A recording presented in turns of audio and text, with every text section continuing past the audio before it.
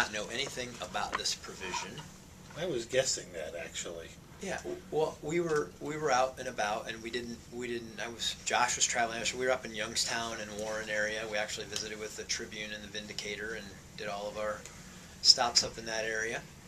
And I got a call about this provision about Ohio driver's licenses and making it harder to vote, and I just said, well, do you guys know anything about this? And nobody knew anything about this, and we hadn't heard anything about it, and which we were kind of surprised about, because if it had anything to do with voting, usually we get a heads up on it.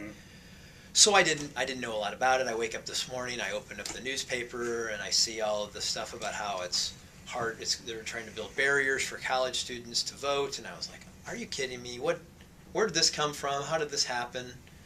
And I got on the phone and I called Matt Damschroeder, who's my chief of staff, and I said, what's going on? Why are they doing this? Why didn't we know anything about it?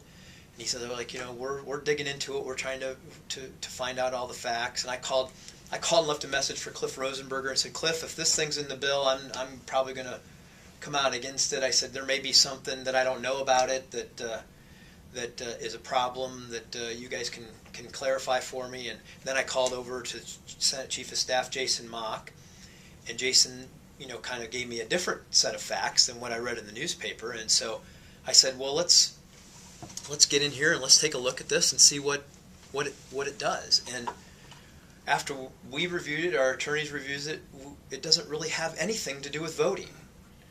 And I'm kind of upset that people are trying to somehow suggest that it's going to make it harder to register to vote, when actually you could argue that it's going to make it easier to register to vote in Ohio. And I don't know what motivated this. It has nothing to do with voting. And I'll walk everybody through this again. You can use any number of documents to register to vote. You can use a driver's license, but you can use the last 4 digits of your social security number, a current cell phone bill, a college tuition bill, a utility bill, any number of things to register to vote. Most people use driver's licenses and the last 4 digits of their social security numbers because those are the things they most have readily available. Nothing in this has anything to do with it. Nothing in this affects Title 35 of the voting rules.